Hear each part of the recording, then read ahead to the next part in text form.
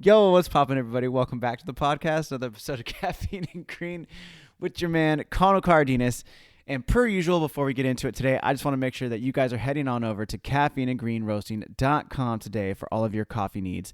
And of course, I'm talking about that Issa blend, that morning sesh, and the brand new single origin Costa Rican coffee known as the Notorious. It's a black honey processed coffee that has flavor notes of strawberry, caramel, and black currant. I'm very excited about this coffee. It's a nice segue between a light and a medium roast, and it's very, very good. So guys, head on over there to grab any of those coffee needs. And then also, if you just wanted any of the new merchandise that we've dropped, the OG logo, the OG CNG logo, and then the OG or the brand new Sugar Skull t-shirt, you can pick that up there as well. So if you need coffee, if you need merch, if you want a coffee mug, head on over to caffeineandgreenroasting.com today.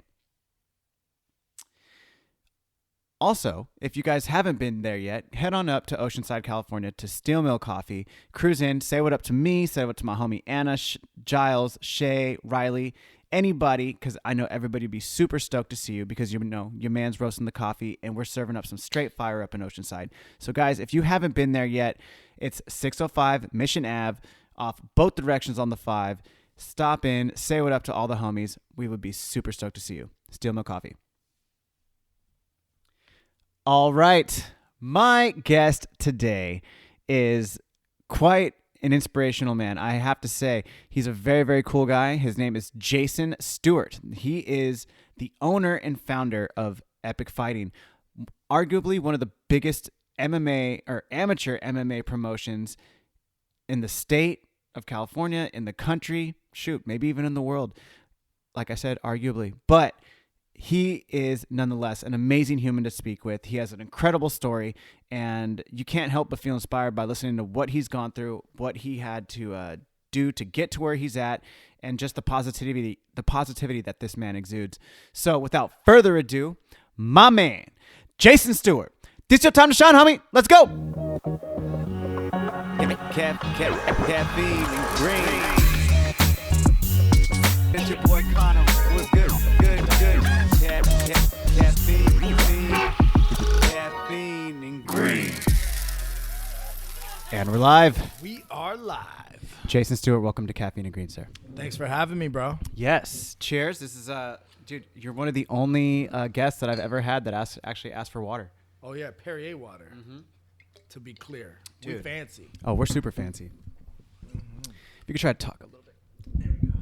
Oh, right there. Boom, right there. Check. Solid. But yeah, man. So you, sir, you are the owner, founder, creator of Epic Fighting. Yes, sir. Arguably the biggest fight promotion in San Diego, arguably California, arguably the nation. Yes, of its kind in the nation for sure. Yeah. I don't look at what other people are doing much. Some business people don't agree with that. To me, I stay in my lane to the point where I don't even notice what other people are doing. So I haven't checked to see if there's bigger promotions like ours around the world. But in America, for sure. Yeah, I get told that a lot. Dude, I mean, I work for Epic now, full disclosure. And but just in doing my own research and just, reaching out to fighters and like having people coming for the party this Friday and stuff, finding out that one of the fighters is from Tahiti, another fighter's from the Bay Area. Max Gaboa, he's from like Orange County area. Yeah. So it's like a lot of the fighters that were on our card that just happened at Epic 47 were actually from out of town. Yeah. All over. We got like a dozen fighters from Tahiti. We got a lot of guys. Right here, dude, shout out. He's the first Tahitian fighter. Our stats were going crazy on our like video views and stuff, and we couldn't figure out why, because it was a fight that neither of the guys were from San Diego. And we like to pride ourselves in being as local as possible. 80% of the fighters are typically on any given show from San Diego or the surrounding areas. And when we looked deeper in the metrics, all the views were from Tahiti. It's like we never got 1 million views on a video before, and it's like 90% from Tahiti. Wow. And yeah, he was the first. He was fighting when MMA was illegal there. He was still training and stuff. He had his own gym out of like a garage. As soon as he went legal, he was the first one to open a legal gym. And so we're actually discussing with him doing Tahiti versus America at Epic Fighting. And he's going to bring his whole camp fly all of them down here, and we're going to just Americans versus Tahitians, bro. Yo, let's get It's going to be crazy. What is Tahitian? Tahiti. Jeez. Are they? This might sound like a stupid question. Are they like a straight country, or are they like a commonwealth? They're an island, country island. Yeah, they're They speak French. Oh, French Polynesian. French Polynesian. Yeah. Okay. So one of our models is French, Oleana, and whenever we had our last championship bout, she was from Tahiti, and she basically fought on the card, and she didn't speak any English. And so I was like, I really want to get this girl. You know, she flew from Tahiti. She's here early, getting ready. All the Tahitian fighters, they train at Arena when they come here. Yeah. And so I had her come on and translate. It was really cool. So we had Oleana translating the interview with me and her. That's right. That was the girl who fought Leov, right? Yeah, your girl Leov. Yeah. Damn, that's dope. I had no idea. I think I remembered that, but it was a nice refresher right there. Hell yeah. Damn. So how did that whole Tahiti thing happen? He came right here, dudes, came to America looking to pursue his dream of being a fighter. And again, fighting was illegal in Tahiti. They wouldn't allow any type of MMA fighting. And so he came here. San Diego is one of the MMA capitals of the world. Yep. It's like, you know, the hotbed where some of the best gyms and best coaches and best fighters are. And so he decided to come here, and the first gym that he was told to go to if he really wanted to pursue being a fighter was Arena MMA. Okay. The Arena. And he went there, and he's got that tattooed on him. And so every time he gives a speech about like giving thanks and stuff, he mentions the Arena MMA and Epic Fighting for allowing him to pursue his dream. Wow. And so he was the first. So the whole country watches him. Like, and especially in the beginning, like he was the only one. So like, and Tahitians as a culture are fighters. It's the Polynesian islands. I mean, there was a lot of, islands fighting other islands. There was a lot of settlers coming, wanting these islands that were filled with all of these goods and resources and fruits and like all these things. And so they were getting attacked all the time by other Polynesian islands or by Westerners and stuff, Yeah. They were always fighting. So fighting is in their culture, Hawaiians, Polynesian, Tongans, Tahitians. Oh, yeah. And so it was crazy that one of the greatest fighting cultures wasn't allowed to do the only sport that was, closest thing to true fighting, which was MMA. And now they are, luckily. When did it become legal? Man, I think it was recent. It was like less than 2 years ago. It might have been like a year and some change or something. Oh, wow. Mm-hmm. Okay. Wow. Well, I mean, shout out to all of those amazing people who keep coming out here, those fighters. I mean, shout out to them. That's amazing. And dude, that's super awesome that you were able to give them that platform to come out here and to showcase their talents. And I mean, you're still having fighters coming out here. I forgot was it a 145er who just got the belt? We just posted a photo of him on Epic. I forgot his name. I'm sorry. Oh, okay. Yeah. But when I talked to him this morning, he was like, dude, I'm already back in Tahiti. I was like, oh my God, bro. I'm so sorry. Yeah. They don't stay long. They come before the fight, but right after the fight, they go back. They're gone. Yeah. Damn. And fighting is such a big deal in the culture, like I said, that they'll get airlines and stuff to sponsor them to come here to fight on our card. Oh, damn. Yeah. So, and these are just amateurs. They're not even pro. No, but it's the biggest fighters that they have in the island. Yeah. Okay. Damn, that's amazing. Yeah, but a lot of them have went on, like right here, and at least another one have went on to do some pretty decent pro shows. Okay. Which is good because, like Carlos Kramer, who announces for us, yes. he announces for another pro promotion that's put on by the Prince of Bahrain, and that's a legit pro show. And then you've got, obviously Bellator and UFC are legit pro shows. But a lot of these fighters, they go on to go pro, and they're stepping down from our promotion. It's like they're lower level fighters. It's lower quality officials. It's lower quality venue. Shows in general. Way less people in the audience. Yeah. And so it's like, if you want to keep fighting at the higher level of competition, you should have just stayed with us because these quote unquote pros on these, some of them are on these like backwoods and Indian reservation stuff. It's like, we've had several fighters that couldn't win a fight at Epic Fighting. So they're like, I'm going to go pro where I know I could win a fight. Oh, whoa. Because these other promotions are the competition is such lower level, you know? Yeah.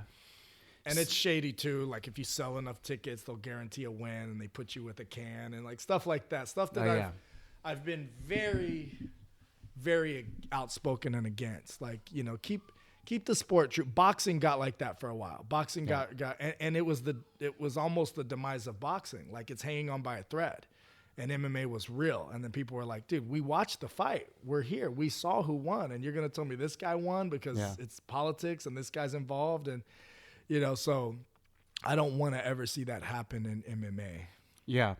I mean, true story. I mean, the level of people that I've seen at Epic from jump for probably the last three shows. I mean, knockouts, great, like talented, amazing fighters. And like I said, they're from all over. I mean, just like Tahiti today, San Francisco. Hawaii. We had a monk come from China. It was pretty cool. Damn. Yeah, and he got his butt whooped, but he was a legit monk. And when he was on his feet, he was throwing some strikes that looked like he was going to hurt the guy. But, of course, the guy was a Muay Thai guy, and then he just took him down, and he didn't know what to do. But the guy kept training and actually ended up later on, I believe, winning a fight. You know, the monks don't do a lot of jiu-jitsu, but I was really curious to see if the monks would do anything, if any of their strikes would be effective, if it was real. And the dude had hands and kicks. Like he had some decent stand-up. It was cool to watch. A monk had some hands. Yeah. Dude, that's dope. So, like, for me, the first thing that I want to know is, like, I mean, you're in 11th. This is your 11th year. You're going into your 12th year. Going into 12th, yeah. We started at June 26, 2010 was our first show. That was your first show? Mm-hmm. Damn. Dude, fun stuff. Like, I mean, it was June? June 26th. June 10th. I had my very first skate video premiere of 2010. Oh, really? Yeah. Nice. But yeah, so either way. So what? I'm sure your fans know that the guy here is a skater. Oh, yeah. Skateboarder. Definitely. I've been definitely dabbling know on the skateboard the last couple of years myself. Dude, you got the one wheel thing. That thing is hella crazy. I got the one wheel. I got the carver board, 2 handboards, the free skates, skateboards. I got a lot of toys. Yeah, man. I got roller skates on tennis shoes. I seen the little one wheeler, but like they're individual feet, and like those are the free skates. Okay, yeah. That's what those are, mm-hmm. Dude. I saw you doing that too. I was like, damn, Jason. I was like, I had no idea. Yeah, man. I just started playing with all this stuff like a couple years ago. It was Christmas right before my 40th birthday when I got my first skateboard. You're over 40? Yeah. How old are you? 41. Really? Yeah. You don't look 41. You look good, bro. Thank you. Damn. All right. But the one thing I wanted to ask you though is like, what prompted you to start Epic? It was a really random thing. I basically was reading 4 Hour Workweek by Tim Ferriss. I had it on repeat in my car. Everywhere I drove, I was just listening to it and just, you know, they say you absorb like 6% of a book. So my thing was this book had so many nuggets and so much value. Every time I read it, I'll absorb another 6%. I want to get close to as 100 as possible. Okay. And a couple of things that he said is like most people don't know their passion, but if you aren't doing something that you're passionate about as far as like a business is concerned, you're going to quit. There's almost 100% chance that if you don't have some skills and knowledge will help, but most importantly, passion about it. Because everybody hits a point where it's not fun anymore, or it's just too much work, or you'd have to be crazy to keep going. I tell a lot of people that it took me 7 years before I turned a profit in Epic. I would sit down with people who thought I was a multimillionaire through Epic Fighting, and I was making hundreds of thousands, if not millions of dollars per show. And I'd tell them, all that work, I made $5,000. All that work, I lost $10,000. All that work, I broke even. And people would just look at me like, why are you still doing it? Yeah. That's the stupidest thing I've ever heard in my life. And the vision and the purpose was so much bigger than myself that it's like, yeah, I'm gonna keep doing it. Not to mention the opportunity cost loss, right? Because I'm in real estate. And so the income producing activities is lead generation. So at least an hour to a day that I could have spent lead generating. I'm working on epic stuff. Yeah. And so every deal that I lose is 10 grand, 15 grand, 20 grand in real estate. So how much did I lose in real estate income, revenue, commissions, because I was preoccupied with this epic? So even though I'm breaking even on paper for 7 years, I'm probably losing, $50,000 to $100,000 a year, just an opportunity cost. But with that said, as soon as I started Epic, I started meeting very interesting people. My sphere of influence got a lot more interesting, a lot higher level. It upgraded. And I remember Tony Robbins used to talk about when you're working in something that you're passionate about, when you're in that flow state, it's hard for you to go to sleep at night because you're just so excited about it. You want to do something, you want to do more. Yeah. And you can't wait to wake up in the morning. And I'm an 8-hour sleep type of guy, so I couldn't quite relate. Okay. I'll get up early and go work out, but the earlier I get up, the earlier I'm going to bed. If I get 6 hours, the next day I need to get my 8, you know what I mean, at least. And so next thing you know, there I was getting 6 hours of sleep, 5 hours of sleep, 4 hours of sleep, and not tired because I'm so pumped up about it. Yeah. And so it was more than the money for me. It was the purpose, giving these fighters the platform, having the fans tell me they had the time of their life, having these coaches be like, finally, we have a place where these guys can legit show their skills and it's well run and organized. We don't have to worry about shady stuff happening. And so that was really exciting. This guy would come to my garage and do workouts with me. So I was a fitness trainer for 6 years before I got into real estate. Well, one of those 6 years I overlapped with real estate. And I started doing basically free workouts. That was my give back. So all of my mentors, all the people that were more successful than me, I noticed that they would give without asking anything in return. But you have to give something that you have to give. So, I wasn't at the point where I could just give money away to charity, all over the place. And so I was a great fitness trainer. I was always the top trainer. I still hold the records for the Bally's Total Fitness in National City, which is the biggest gym in San Diego. Sold the most training, had the most clients. I bought my first 2 houses being a fitness trainer. So I was like legit career fitness trainer. And so I got into real estate. And so I said, I'm going to do a free workout. Anyone that wants to show up can show up. This guy showed up and he was training MMA. He was becoming a Navy SEAL. He's going through whatever steps and training for that. And I rolled with him, tapped him out a whole bunch of times. And then he was like, hey, bro, I hear you have a lot of connections. You're good at negotiating. You got connections with real estate and MMA. My daughter was fighting at the time. She was like a kind of a kid prodigy, so to speak. Like she would do tournaments and win tournaments with guys that were bigger than her and stuff like that and get first place. Later on, she was a wrestler. And she This was is your like, oldest daughter? My oldest daughter. Not Lily, right? Not Lily. Okay. She won one time. She was wrestling for Hilltop, and she was the only person on her team to win first place at this tournament. And she was the only female at this tournament. And so because of her mainly, I was pretty well connected in the MMA community. And I would go to the gyms and train myself, and I was always training her. But mainly it was all about her. She was the focus. She was the one that everyone wanted her to come work out at their gym. Everyone wanted her to come do the tournament for free just so she could be at the tournament. Yeah. She was good marketing. And so this guy wanted me to help him do an MMA show. He was doing one in Albuquerque, and he said, why don't you help me do one in San Diego afterwards? I said, that's crazy. That's insane. And so back to the 4-hour work week, I was looking for that muse is what he calls it. And he says, if you don't know what your passion is, follow your free time. Well, my free time, I'm training myself. I'm training Jasmine. And the only sport I was ever interested in watching was combat sports. Okay. I don't even know football teams or baseball teams. I don't know them, I played a lot of basketball growing up, but I didn't care about watching it. I like to do stuff. I don't want to watch it, But fighting, I would always vision myself in there, like if I was that guy. So it was a lot more interesting to me. And so I was like, okay, maybe I could start some type of business around MMA. So I was like, MMA apparel, MMA gear, kids gear, because I had a daughter, female gear, because I had it was hard for her to find the pink MMA gloves or pink wrestling shoes and stuff like that. So I was like, and I was really going to go that route. And the only person who had kids MMA gear was a close friend of mine at the time who our kids were training together all the time. And I'm like, what are the chances of that? I'm not going to start a business and compete with him, you know? And so as I became friends with him, I was like, he's got that covered. He's got that business. You know, he's trying to break through in the kids' MMA gear and whatnot.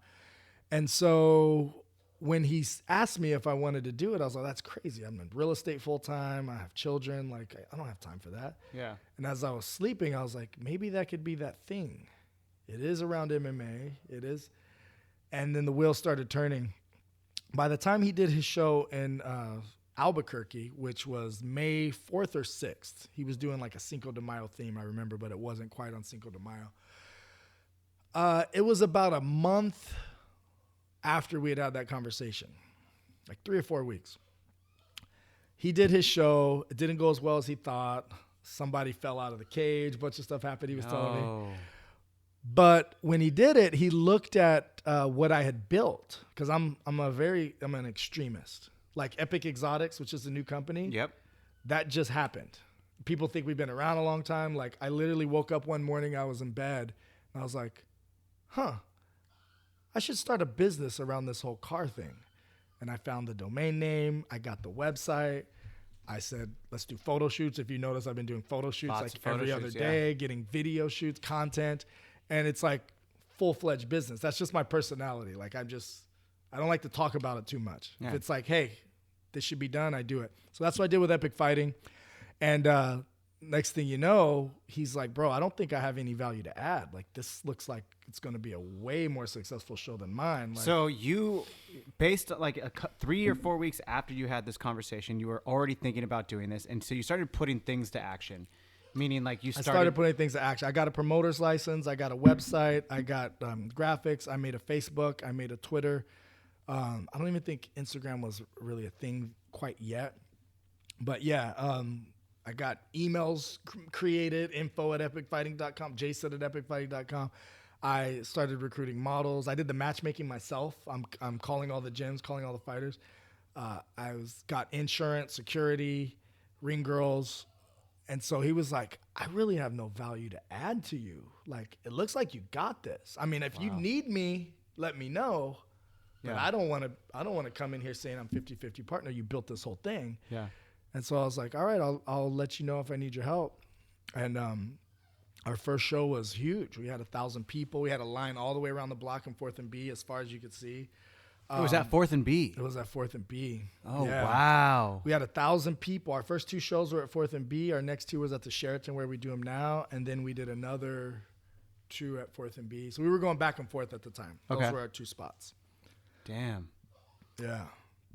That's amazing. And so people thought we were like a multi-million-dollar company that came from LA or Vegas or somewhere. They just assumed we were big. And they didn't know that I was like, barely made that show happen and broke even, but it looked really big. It looked really cool. The vision that I had for the company happened. Yeah. It was interesting. Like, as the show was happening and the place was packed and the fans were cheering and the energy was just amazing, it was deja vu. Like you were meant to be there. Because I had dreamt of that so many times. That had happened over and over in daydreams and real dreams that I'm like, dude, I wonder if anyone else saw this but me. I'm seeing what I saw, but now it's real. Yeah. Well, you like, I mean, you willed it into existence, man. You saw it, you projected it in your mind's eye, and then boom, it happened. Yeah, absolutely. Dude, that's amazing. So you're doing real estate. You've been doing that, from what I understand, like 17 years? Yeah, I think we're close to 20 now, right? Maybe 18 years, something like that. 18 years, wow. I mean, I bought my first condo when I was 21, 2001. So, but then I got my license in early 2004. So yeah, we're like 18 years as far as licensed. Yeah. Dude, so you did that. You start Epic Fighting. You've been doing Epic Fighting for a little while. Is there any moments, like, because people always talk about like that iceberg, right? The iceberg of success. Like, people only see the tip of the iceberg, meaning like they see you with, these Lamborghinis and the Vanderbilt and the McLarens, and then like they see you in the ring and doing all these cool things. But then, like, there's that picture of like the rest of the iceberg underneath, which is like heartbreak and losses and failure and all these things, so forth. I mean, you said it took you 11 years to turn a profit, or how many years? 7 years. 7 years to turn a profit. 7 years to turn a profit. And so, yeah, everyone thought I was very wealthy. Yeah. And not knowing that this thing is taking from my wealth, not adding to it in a lot of ways. But it was putting me on a pedestal from status perspective. Yeah. Everybody literally from the first show, and especially from our fourth show was so big, we turned away 1,000 people. Like we turned away more people than almost any other promotion has ever had at their show. Like, the next biggest promotions have 300, 400 people at their event, Yeah, yeah. And we turned away 1,000 people. So that set a lot of ripples all throughout the whole country. Like people were DMing me and asking me questions like, who are you? How'd you do this type of thing? Yeah. And so I was invited to come on radio shows and podcasts and the news. I was on the cover of the Reader twice. I was on Channel 4, Channel 6, and another news, Channel 2 locally. And so, yeah, we were like, and it was interesting because when I started the company, I'm like, I'm just going to keep my head down, keep doing real estate. That's going to be what pays the bills. Yeah. And Epic will be something that I just pull the strings as much as I need to from behind the scenes. I wanted to be the Fertitti brothers of UFC. Yeah. Not the Dana White. But when it came time to do a news interview, a podcast interview, we were on the American Dream show so often that they gave me a Thursday segment called Epic Entrepreneurs, where I would just bring all of my successful friends, a lot of them I would have never met if I didn't start Epic Fighting, because you're looked up to and admired because you created this cool thing, right? Yeah. And so every Thursday I was on the American Dream show. I had my own segment on it, which was crazy. The American Dream show went on to become like this huge, like national, maybe even international now show. But everybody wanted me on there because of that. So on one side, it's not making me any money. I'm breaking even. I'm barely making this thing happen, and it's a lot of hours and work and stress. But on the other side, it added a lot of credibility. What I found is the most admired thing amongst successful circles is the ability to create something from scratch and have it be successful and have it be cool. Yeah. And so making money, that's cool. But like if you're the founder of Converse, even if you made no money founding it and sold it off, like my friend founded UGG Boots. Like he did not become the guy that turned it into a multi-billion-dollar company. Yeah. But he still founded UGG Boots. Like he went through the hardships and all of these crazy stories, amazing stories of building a brand and bringing awareness and, thinking that everybody in America was going to buy them because they were such a big hit in Australia, these sheepskin boots, and then nobody bought them. But he made it cool and he made it big enough for these big company to buy it, and he cashed out, millions, not billions. But if you want to talk to anybody in the UGG history, the UGG companies, if anybody that you would say you would want on your podcast, it's him.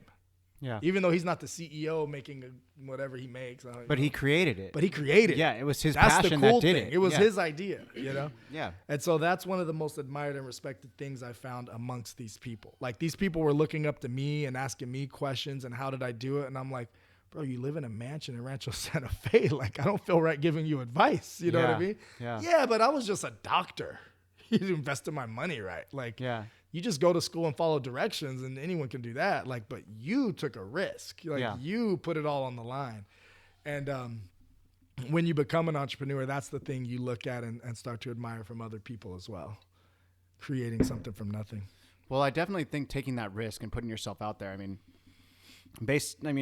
owning my own coffee roasting business and doing that, I mean, I definitely had to take a chance in absolutely doing that. And so I completely understand. And there's no what you're safety saying. net. Like if No, you hell fell, no. you just lose everything you put into it, time, money, And I mean, based on the last couple, we've had a couple conversations where like time, in my opinion, is the most valuable thing. I mean, money, yes, of course, money has, value and can, bring happiness to certain things. But when you waste your time, that is like so detrimental to everything, in my opinion. Because if you're losing time, you're losing things that you're never going to get back again.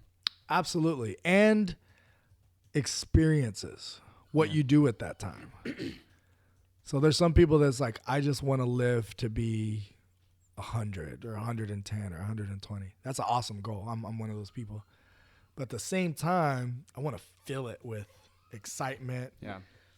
I want it to be a healthy 100 years, not like I'm on the right medication and machines to drag me out. You know what I mean? Well, yeah. I mean, dude, my grandmother, she just passed away and she was 94, and that she never smoked, never drank, not one time in her life. And I mean, by the end of her life, I was sitting there talking to her right before she passed, and she was like, "So how you doing, Grandma?" And she's like, "I don't know why I'm still here." And it's just like, she was over it. Yeah. And it was like, I mean, granted, 94, she was doing great up until like her last year. She was kicking. Yeah. But I mean, to me, I don't even know if I'd want to live that long. I'm just like, damn, man. If you're having fun, Yeah. building new stuff, growing all the time, you'll want to live that long. Dude. When life is exciting, you don't ever want it to end. Well, that's true. But like, I think that's what makes it also very exciting at the same time, because you're knowing that, hey, like at the end of the day, nobody gets out of this alive, right? And it can end at any moment.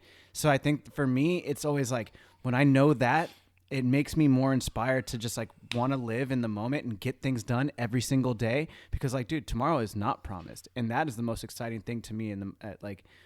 I know that in my head, that if at any moment I could go and I could move on and pass on or whatever, know that like, you know, the people that I loved knew that I loved them, and I gave every single effort that I could do for that single day. Like, that's why I don't like yourself. I don't like sitting down. I like to do things. I don't want to like sit and watch a football game with you guys for like 4 hours. That's going to like, and we're going to drink beers. Like, it's okay. Like, I'll watch some football, but hey, like, I'm going to be on my phone. I'm going to do some work, and then we're going to do this, and then be like, hey, let's go do this. Or like, let's go do some more stuff, because I want to fill that day to its like most potential, if you will. Yeah, absolutely.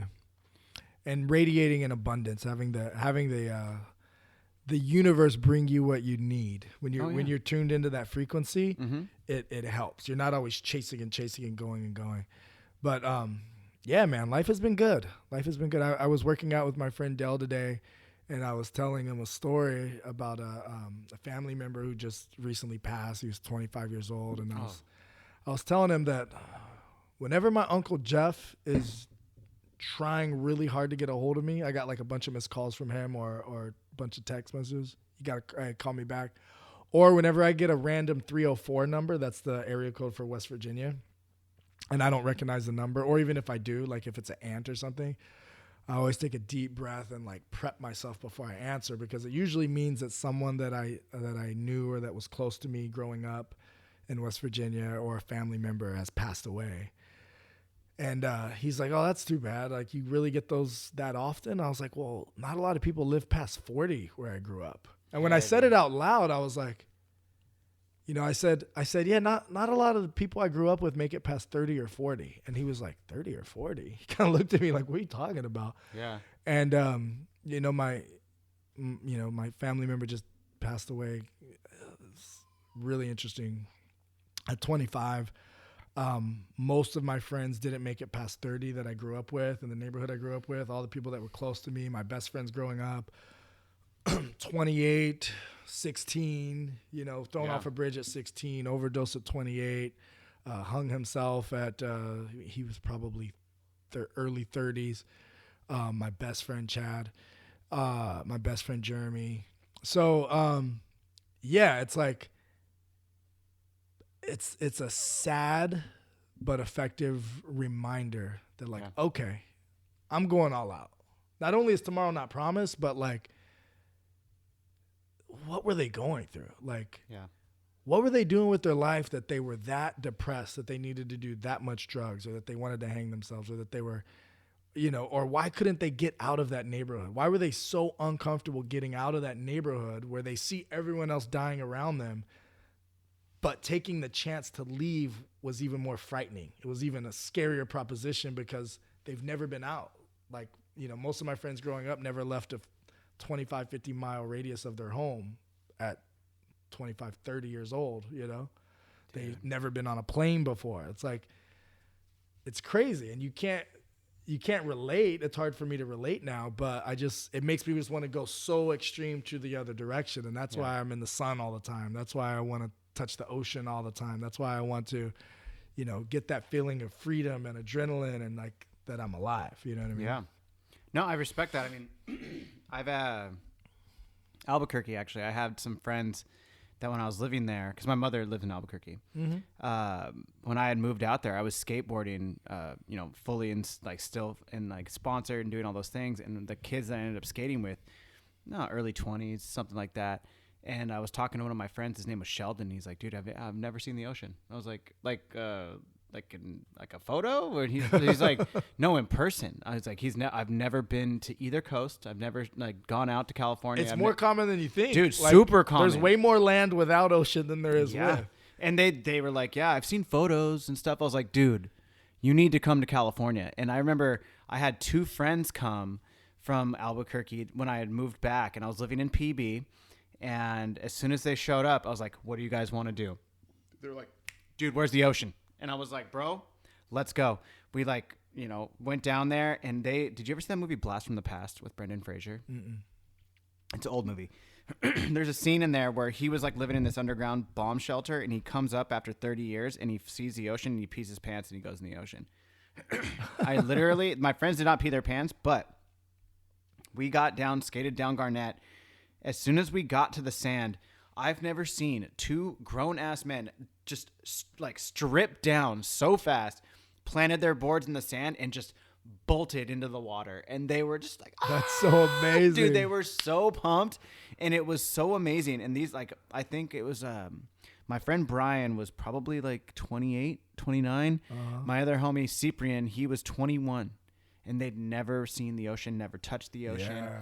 And it was so heavy. I was just sitting there like cracking up. I'm like, Dad, this is so dope. So to see that was one extreme. But then like yourself, I've had two friends who were murdered. And one was 18 and the other one was like in his 30s, late 20s, I should say. And to me, the way that both of them had happened, it was like you can't take it for granted. It could be over like that. And it was so crazy how both of them passed. One was trying to break up a fight and another one was leaving the bank. It was just, you never know, so it's like, I don't think I take it to the extreme, but I work so hard and I try to make a better life, because I think about them, and like I think about memories of like how they affected me, like when you're like riding around with my one homie Ernie, who passed away. He would just like sit there and he'd be like, Connor, I got to show you this song, because he was like my older homie. He'd be like, I remember him playing Head Buster by like Lil Jon. He's just like, we some head busters, and he's like, you got to be tough like this when you're rolling around, because he was an Abercrombie Fitch model, but he was all jacked and he'd just be like dancing around. I was just like, oh dude, this is so dope, like this is my big homie and stuff. So it's just like, I don't know. But having that effect on, like, at such a young age, I think it kind of gave me a like insight at a very, very young age. Different perspective. Yeah, to keep going and pursuing better things and realize that absolutely nothing's promised. Cameron Bartley is getting amped up on my live. He's like, you guys are amping me up. Watch that string there, bud. Okay. Yeah, we got JJ in the house. Yeah, JJ's here. We got Charlotte over there. We got Charlotte the friendly wolf.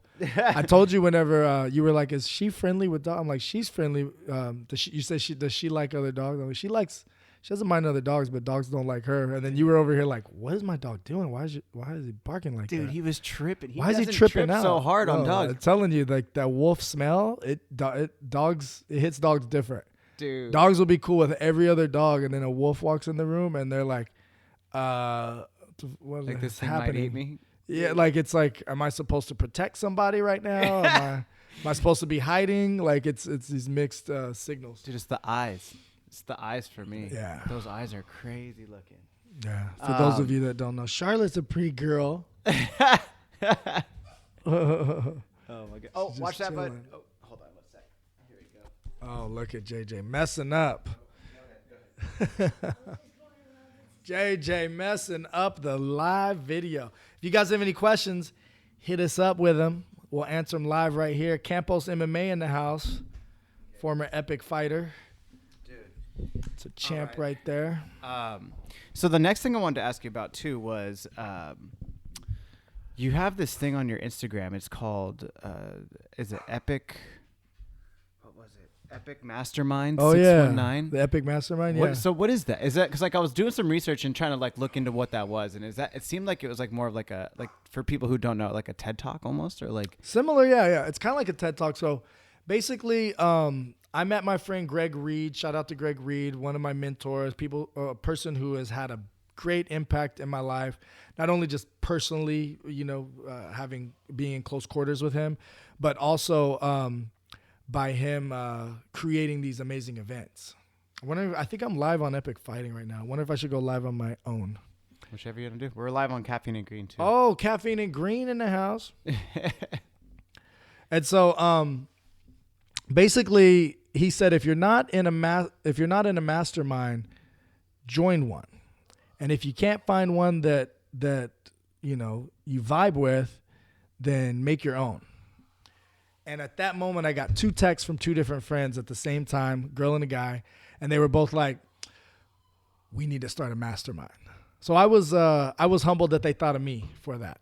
So wait, what is it, a mastermind exactly? A mastermind is a group that meets on a regular basis, and they basically have a common goal. Okay. Now, the interesting thing about our mastermind is we didn't have a common goal. So basically, like if you take this water bottle and you're like, we want to make this more appealing and user-friendly to the customer, let's meet, twice a week for the next month and just come up with different designs. Yeah. That's a mastermind. And what they say is if 2 minds meet with a common goal, a third invisible mind is created. So the power of 2 people or more amplifies exponentially the ideas, the creativity, and the effectiveness of the meetings. And so the funny thing is, though, we didn't have a common goal. Our thing was like, let's just start a mastermind with the most successful people we know that we can get to sit in a room. Okay. And so we got the founder of Ugg Boots. We got Halise Sparky Bridges, Grandma Sparky, who's like this world leader. She's like Gandhi meets Martin Luther King meets Lucille Ball meets Mother Teresa, right? Damn. And then we had Lucy Burney. She's the owner of Burney Enterprises, and she owns the Sheraton where we do the fights, and she owns like about $100+ million of real estate around San Diego. And then we got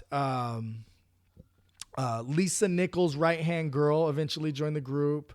We've got so we got some really, we got the teacher of the year. We got the high-level fire chief. Him and I are the ones that started it, and we just put all of our friends together. Ali was in it. Ali's the pedicab king at the time, still is. He owns more pedicabs than anyone in the world. Now his big venture is Zion Bike, the electric bike. And so we said, we just said, let's meet every Tuesday. So we just started meeting every Tuesday for a year. And towards the end of that year, we started saying, hey, we've all achieved success in different ways, but we're all looked at as successful. We all think of each other as successful. What has brought this, what helped us get here? It was a lot of reading. It was a lot of events, seminars, sharpening the saw, so to speak. Almost everyone there had been to some type of Tony Robbins at some point. There was events called Money and You. There was events by, whether it be T. Harv Eker or whether it be, John Assaraf or like all these people that put together their own events and masterminds. And so everyone had spent a lot of time on personal development. And we all talked about what helped us the most, what could we do to make it better, and what could we add that they don't have. And so now we had a topic to meet about. Yeah. Now we're meeting about that. But in the meantime, we were doing this thing called the hot seat.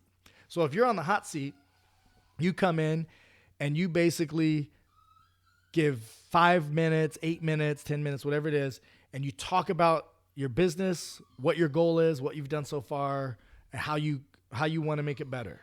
Mm-hmm. Then we get a certain period of time. There's 3 parts. So that's the first part. You just blab and blab, talk and talk. You want to be prepared before you talk so you can, be as effective as possible in the allotted time. Then we answer questions for the second part. And then the third part, you don't get to talk. You just take notes. You can record the whole thing. And you're getting feedback from all of us. And we all have different areas of expertise. And so we did that for the founder of Ugg Boots. He went from, trying to get $500 to $1,000 to speak, to getting flown all over the world, getting paid 15, 20 grand, first class, high level hotels, stuff like that. And so everyone who was on the hot seat, like, took their stuff to the next level. So then we started doing this, like, what type of event are we going to make? So now we have this event called the Epic Mastermind Experience. So we just called our group the Epic Mastermind. So what's the event going to be called? We said, we're going to call it the Epic Mastermind Experience. And so that was the event. And so we have the most successful people fly in from all over the world that are willing to give without expecting anything in return.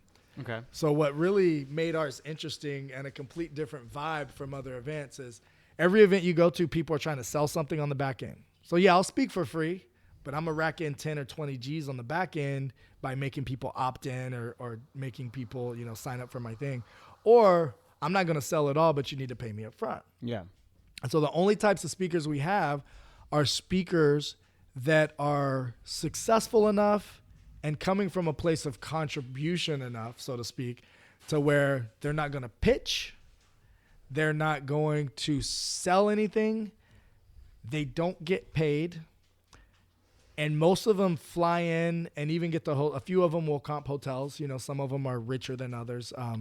When we say our motto is elevate everything, it's everything from fitness to relationships, communication, money, business, marketing, social media, you name it, right? There's like experts at everything. Pro athletes come and we just dissect their brain, how are you able to achieve this, that, and the other.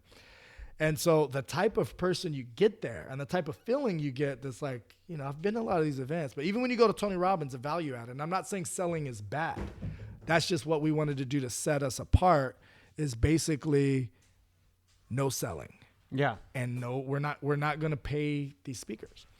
And so we've had people fly in from Texas and Arizona and like really big level people because they like our event so much that they want to they want to add value to people and they want to be part of that tribe. And so it's been really cool. It's been called the most life-changing event of its kind. We've had a lot of people come up and say that changed my life more than any other event I've been to, and I've been to all of them.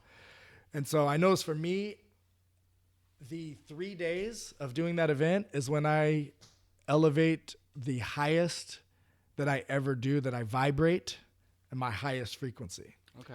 And so I don't know if you've read Power versus Force, but anything over 200 is a positive frequency where you can actually make progress for humanity. You're actually doing good. Most people are like below a 200, right? Like 80% of the world is below a 200. And so they don't make any impact. They don't add any values per se for humanity. Charlotte's going to get you. Dude, Charlotte. She wants that loving. She always wants to love it. And so I'd like to think that I'm somewhere between a 2 and 300 on a regular basis. But I'm like maybe a 350 during those 3 days. Like I'm just like in my purpose. Just exuding I'm just positivity. Exuding this like positive vibration. Okay. And so the goal is to be like that all the time, just to be vibrating on that level. Like when you're on that level, people are just like, people who are vibrating low, they feel very uncomfortable around you. Misery loves company. That's true. Yeah. If you're vibrating at a 75 and somebody walks in at a 250, oh, well, I'm going to go. Like, I don't like it here, Yeah. I was over here playing the victim. I can't do that with this person around. Like, it's uncomfortable for me. But, like, high-level people love to be around you. They love to be around that energy. And so, I love that event. That's a really fun event. So are you still doing them? We didn't do it since COVID, and we haven't planned our next one yet. But it's definitely we're getting a lot of requests for it.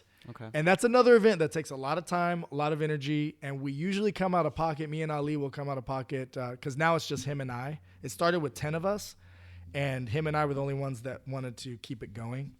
And so we'll come out of pocket like 10 grand easy to do that event, and it's a lot of time, and everyone's volunteering, so you're getting all these volunteers to get together. And it is frustrating when you have people that don't they don't know how, because we'll scholarship some people in. Most of the kids we scholarship in, like if you buy a ticket, another person gets scholarshiped in. And those are usually like high school students, college students, like troubled youth. And we've made a huge impact on a lot of those people. But every now and then I have a friend that's just like, man, she's just going in a round in circles in the wrong path and keeps making the same mistakes. If I could just get her to be there and focus for 3 days, this would change her life. And they'll stay half a day if that.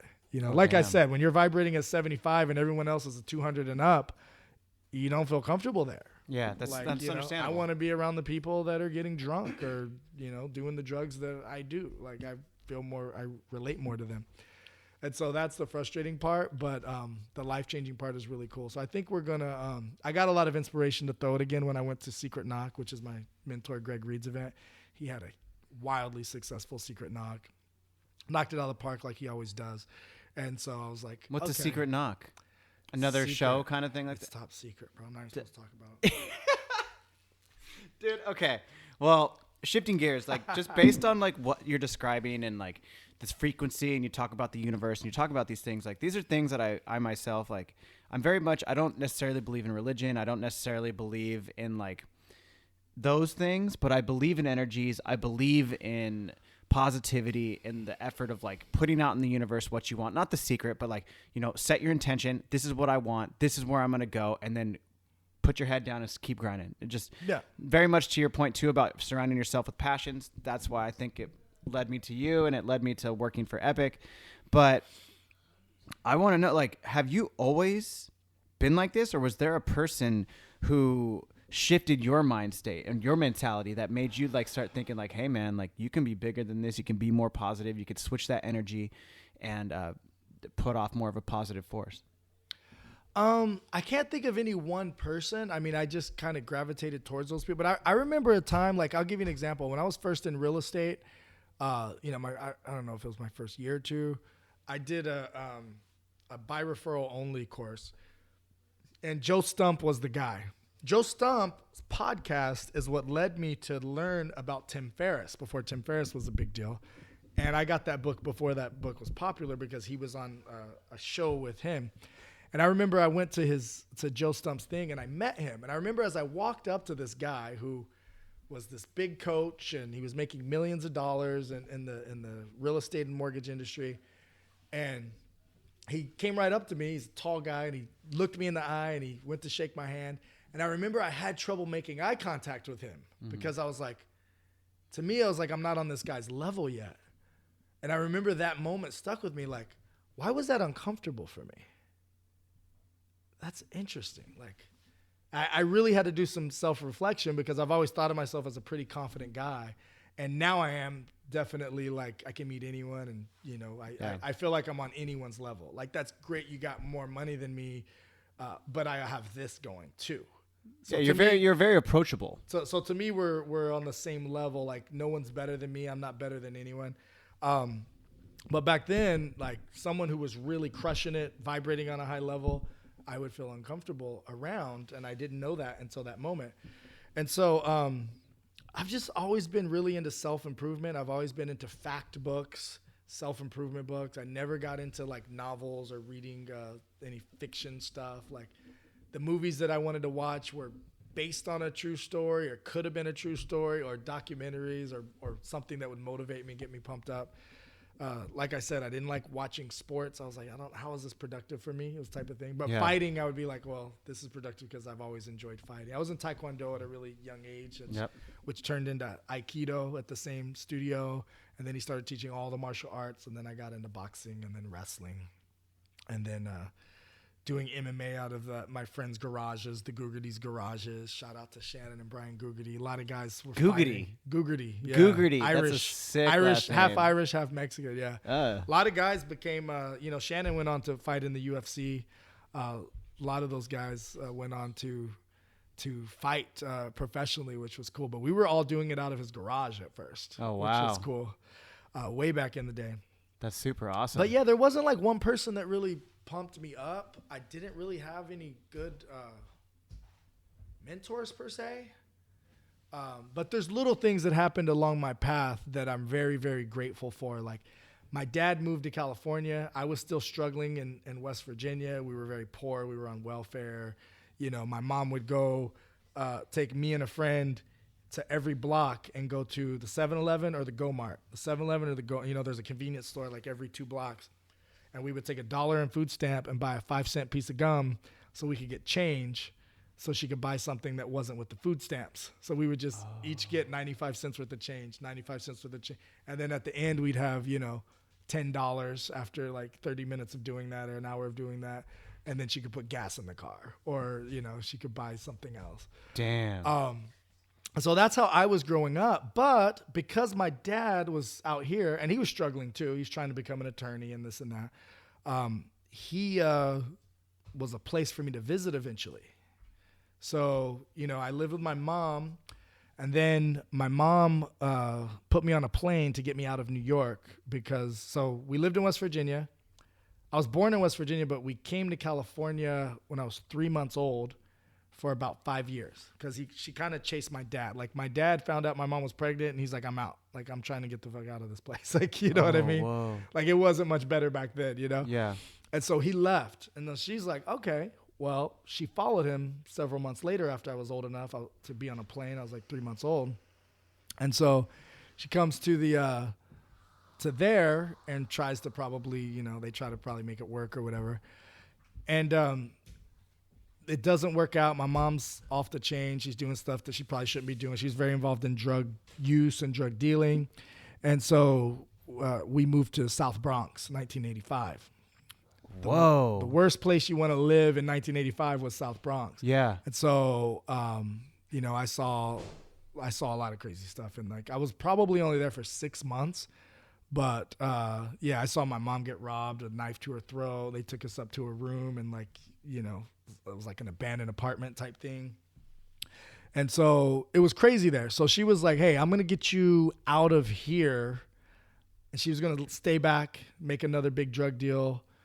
She was going to get a big chunk of cash, and then she was going to meet me in 2 weeks. So she put me on a plane to live with my cousins stay with my cousins for 2 weeks. And within that 2 week period, so I'm on a plane by myself from the Bronx to West Virginia, Charleston, West Virginia, at 5 years old. And during that time, she gets shot. She gets shot in her lung. She goes to the hospital. They find out she has AIDS. Now, I don't know if you remember Eazy-E back in the day when he got AIDS. Yeah. He was out in a week. You know what I mean? Like, back then, you didn't live with AIDS. It's not like today where you can live for years. Some people just can go on the rest of their life and just monitor it and stuff. Back then, nobody lived more than 6 months. Nobody.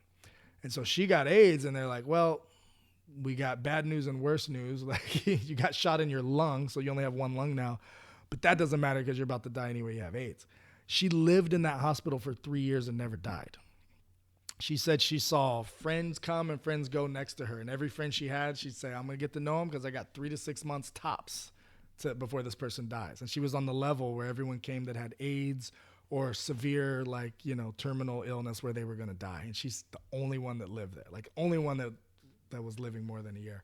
And she was there for 3 years. So I ended up living with my aunt and uncle and some cousins for 3 years. I basically didn't see my mom or dad for that whole 3 years. I think my dad visited a couple times, and then we went to New York to see my mom. Once they found out where she was, they didn't know where she was, and she was just out of touch for that whole time. And she was hooked up to all these machines. You had to wear like a suit, kind of like in Monsters movie. Like, it had like face covering, gloves to even go in the room to see her. Like, because when you have AIDS, you also end up getting MRSA, you end up getting hepatitis, you end up getting all these other things because your immune system's compromised, right? So they're like, plus they didn't know a lot about AIDS. So they're like, not only are you, like, you might get it, but you also might get something else. And so I remember them giving this whole speech, like, you're not allowed to touch her. And then I go into the room and she's like, come give me a hug. I haven't seen you in 3 years. And I'm like, I can't. They just said, like, I can't 100% don't touch her. Yeah. She's like, oh, how my mom was. Oh, screw them, with probably uglier language, funnier language. And come give me a hug. Have you been washing your butt and this and that? I'm like, Mom, like, what are you doing? Have you been washing your nails like I taught you and scrubbing your butt? Like, all this funny stuff. Like, that's just how my mom was. And then I went back, and then I was like, I don't think I'm ever going to see her again. And that was like the first time I cried in 3 years. I'm 8 years old at that point. JJ's age, he just turned 9. And so at some point, she just escaped from the hospital. She just took herself off of all the machines and just left. called some people, and some family members ended up going to get her. She was like 75 pounds. And she just never died. It was the weirdest thing. Like, people came and studied her. Doctors would study her from all over the world. They never understood how she lived. Like, she's walking around, no oxygen tank, no wheelchair. And, you know, that's when she was in her 20s. And so she lived all the way into her 50s. What? Yeah. 30 years. Yeah. So she was probably, let's see, she had me at 26. So Oh, she so probably, like 25 years. She probably got AIDS at, you know, somewhere around 30, actually. And so, yeah, that was like 30. She's in the hospital. Wow, 32, dude. 33. Yeah. That's heavy. I know. It was crazy. Did she make it out to California? Or did she just stay on the Yeah, East Coast? she came out to California. I bought a condo, and then I bought the house. So when I bought the house, she moved into the condo, and she lived into the condo. So it was like my mom had always taken care of me, so that was kind of like taking care of her, but not in the sense of like, you know, I was actually paid through social services to take care of her, but she didn't need it. Like, Yeah. you know, on paper, she's supposed to be bathed and helped around the house and put the bed and like make sure she takes the medication. She's fully functional. She's going shopping at the mall with my daughter, like walking for miles a day, like crazy stuff. Damn. So my senior year, they basically brought me into a room. It was my junior year, actually, of high school. And they said, look, I know we've told you your mother's dying before, and she didn't die. I had heard that since I was, 8 years old. Yeah, little kid. 6 months. She's got 6 months. I heard that always. And I never believed it. I never put any energy into that. And so she basically was like, they were like, listen, this is serious. There was doctors from all over the world there. Like I said, they would come just to study her. Like, she was like this, like, miracle. Like, how she's still walking around. She's shot here. Her liver is this big from all the drugs and hepatitis, everything else she has. She's got drug-induced diabetes. She's got cancerous tissues, like all this crazy stuff. And if you saw her, you'd be like, are you sure this is the girl? Because I'm looking on the paper, and this person's supposed to be on their deathbed, Yeah. And they're like, no, that's her. And so they brought me to the room. They're like, look, your mom's heart is failing. We got two options. She gets a surgery now. There's a 50-50 chance of her living, like down the middle, because they have to put stitches in the heart. And with the way her heart is, the stitches might not hold. And if they don't hold, there's nothing you can do at that point. The heart is done. We're basically cutting it open, and we couldn't close it. So game over. Or she doesn't get the heart surgery, and she's dying in a year, but she'll get to live another year. What do you want her to do? I'm like 17 years old. I'm like, y'all really putting this on me? Yeah, like your choice. Like, what? Why? And I guess she wanted me to decide, or the doctors wanted me to be part of the decision making. So that was probably the heaviest load I'd ever felt up at that time. Damn. And so I didn't choose. I'm like, I'm not making that choice. Because imagine, like, you choose the surgery and it doesn't go well. Yeah, and your mom dies. That's on your I conscience. screwed. Yeah. But then I don't choose the surgery and she dies in a year. I should at least had her give it a shot at the surgery, right? So she decided, you know what? Since you're not deciding, I'm going to choose not to get the surgery, because the timeline was she would get to see me graduate high school. That was a really big deal to her. Like I said, a lot of my friends ended up dead. Some of them went to jail. So for her to live long enough and raise me to the point where I graduated high school was huge. And so she's like, I'm not going to get the surgery. I'm going to see you graduate, and then I'm gone,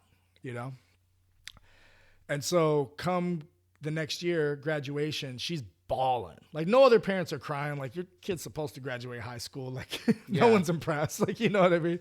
And she is bawling, crying. Like, it is such an emotional event for her, because she didn't think she was going to see it. Like, her, since she was 29, 30, they told her, like, you're dying, Yeah. And so now she sees me graduating high school, and she goes back to the doctor, and they're expecting, like, she's only got a few months left. They check her heart, and they're like, what have you been doing? And she's like, well, I've been, my car broke down, so I've been walking from A to B and this and that. And, like, you've been, like, walking? Like, yeah, like, it's been pretty good exercise, I guess. He's like, well, your heart strengthened and the muscles got thicker. Not only do you not need the surgery anymore, but your heart looks like it can just keep going. And so she lived, shortly after that, I had a child very young, 18, she was pregnant, 19, we had the baby. And then she had more motivation to live. Like, I've got this granddaughter. That was her life, her world. She quit smoking. She had smoked since she was 13 years old. It's like, hey, you can't really watch her, babysit her. We can't leave her with you if you're smoking. Yeah. All right, I quit right now. Done. Like, That was so that. That was that. And so, you know, it just, things get like, first she wanted to live to see me graduate. And then she wanted to live for my granddaughter. And so things just kept happening. Like, all right, I guess I'll live a little longer. I remember on her 40th birthday when I was younger, she kind of was a wreck on her 40th birthday. She's like, I don't know what I'm going to do. I never thought I would live this long. Yeah. Like, even at that age, she said, even as a kid, I never thought I would live till 40, ever. And now I'm 40. Like, I had no plan for this. You know what I mean? Yeah. And so it's interesting, like, the environment you grow up. She had a really crazy life. I could go on with a million stories, but it's like, in her head, she'll never see 40. In my head, I'm like, I'm past 40 now. I feel like a kid. Like, you know what I mean? It's like, I want to live to 140, you know? And so my mother was my greatest teacher, my greatest mentor. And that is probably, to answer your earlier question, the most motivation. She taught me a lot.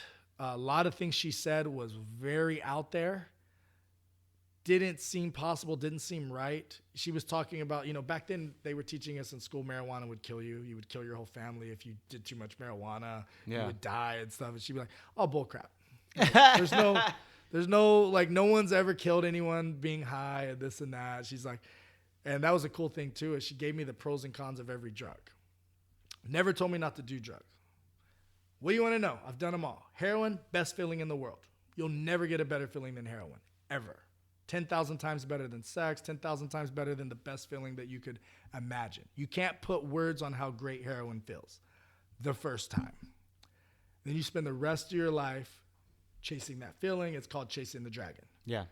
And then she's like, oh, marijuana, it's got so many medical benefits that they won't tell you about. They're keeping it illegal because they, you know, it's political, and it's because they can't monetize it, this and that. She's like, it should be legal. It's got way more positive than negative. Only thing is it's bad for your lungs if you smoke it, but you don't have to smoke it, and it'll make you lazy. And I'm like, make you lazy? Like, yeah. Like, if you're trying to get some shit done, if you're trying to get some hard work done, if you're trying to, like, get a whole bunch done that day, that you don't want to touch that stuff. Yeah, stay clear. And so I was like, lazy? I don't want to be lazy. So I was like, okay, that one's out. And one by one, her pros and cons, I was just like, okay, I'm going to take that one off, take that one off.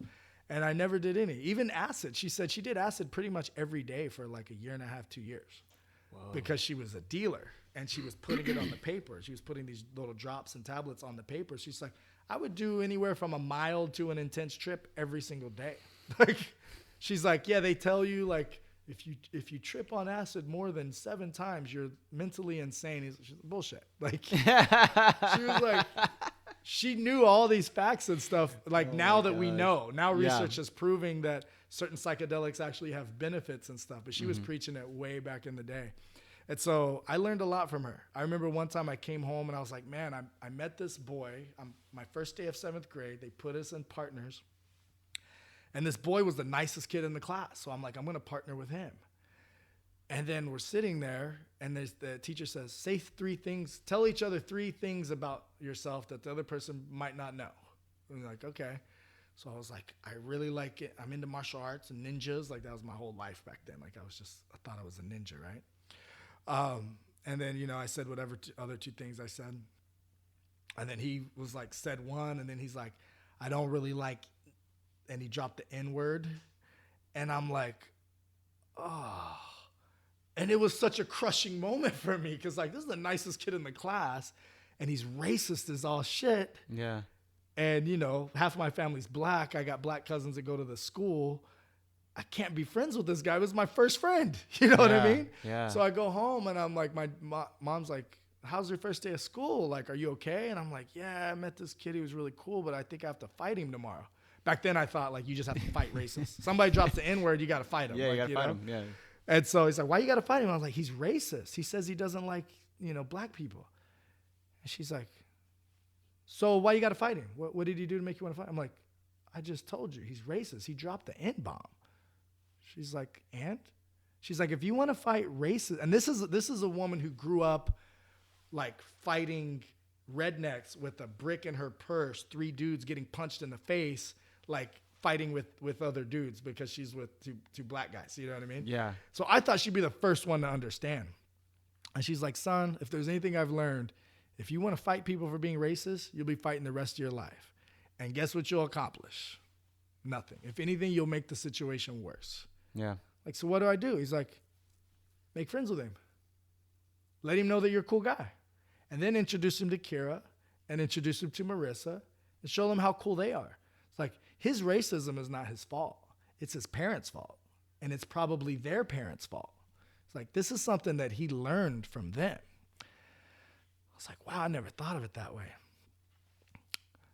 Fast forward a few months later, several months later into the school year, he's asking me if he could ask my black cousin out because he has a huge crush on her. and so she was right, you know. The fighting would have just reinforced the fact that, oh, yeah, see, that guy tried to beat me up. Like, yeah, that just reinforces. I don't like him. You know what I mean? And so so much wisdom come from that woman and so much motivation and what to do and a whole lot of what not to do. So I never done drugs in my life. I've never been high. I've never been drunk.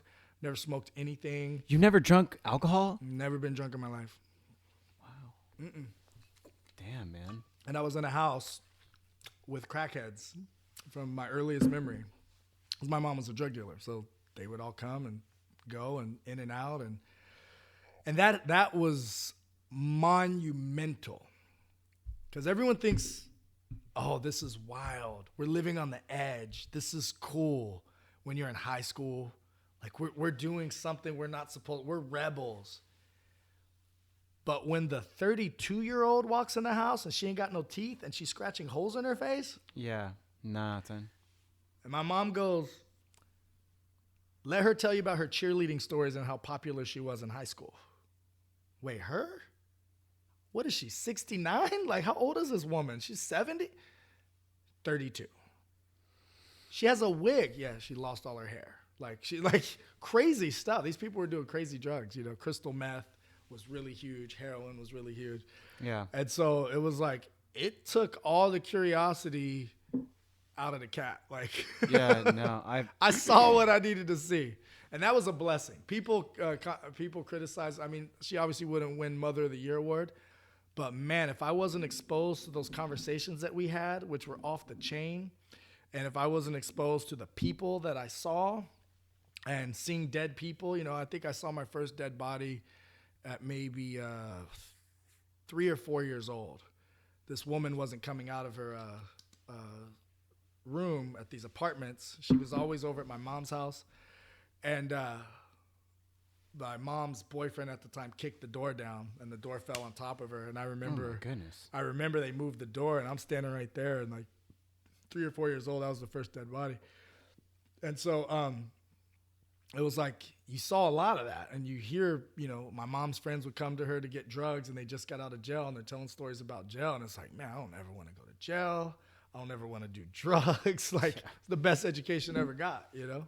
No, that's facts. I mean, I definitely have a relatable story, although I didn't go down the same path as you for sure. Like my brother was he's still alive, but I don't know where he's at, but he was definitely a crystal meth user. Mm-hmm. Like, and he was a completely different person when I was growing up to now. I don't even recognize who he is, and he's like into his mid 40s, I think. Yeah. I think no, he's almost 50. So he's got to be in his 50s, almost into his 50s, but he man, he's unrecognizable. Like, and I think it's because he did so much of it. Like, it messed up his brain. Yeah. When you see these people downtown, these transients and homeless people, yeah. like an overwhelming percentage of it started with drugs. Dude, we call it mental illness now, and whether they're still doing the drugs or not, like, and there's exceptions. 100% there's exceptions. Always. But like the drugs, it's a real thing, man. It messes people up for life. So I think that they should be legal and they should be monitored. and we should be doing research, and we should be doing medical treatment, checking on these people's brains and figure it out. Like, okay, this is where you are, and having easy ways for these people. I mean, there is no easy way, but having accessible ways for these people to effectively get off of the drugs when they're ready. Yeah. Yeah, my mom was the one that told me that you'll never get an addict to quit if you don't want them to quit. You can never force them. I was always the guy that would force things. I'm an achiever. Like, my friend is just overdosed. He's in the hospital. If he lives, I'm buying him a one-way ticket to California. I'm boot camping his ass. I bet you he won't do drugs again. I'll beat his ass, throw water on him every morning. I'm going to make him go to work. And I tried that. And I remember that was the first time, because my mom would always be like, you want to buy a house? You're 21. But then she would just kind of sit back like, okay. All right, do your thing. Yeah. Like, but this was the first time she's like, Jason, I know how your personality is. I know that you feel like you can accomplish anything. And I know that you can when it comes to you. But what you're about to try to attempt is not you. Yeah. It's not like you can't win this. Like only he can win this. And I disagreed, and I was like, I'm going to try anyway, because this was like the third time that he had overdosed and been in like the hospital to where they didn't know if he was going to make it. And so basically I tried it and I failed. And then, he eventually overdosed. But yeah, man, that's a tough one. So I wish more people saw that side of it, so they would make, and I'm not anti-drug. That's the crazy thing. Oh, yeah. Like everyone I've ever dated has drank or maybe smoked weed or something, but usually drank at the bare minimum. Like, I'm not anti. I'm more like, what are you doing it for? And are you, is it adding value or taking value from you? And you know what I mean? And are you abusing it to the point where you're gonna, never be the same?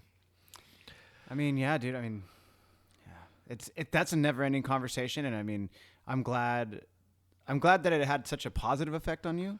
I'm glad it had a positive effect on me as well. I mean, although I will say, like, I definitely did partake in psychedelics, but it wasn't till later in my life, and I also honestly, think psychedelics is the most interesting drug in the world to me. I don't even know if you're supposed to call it a drug, but the mushrooms and psilocybin and stuff like that. Like, I haven't done it per se, but I study it.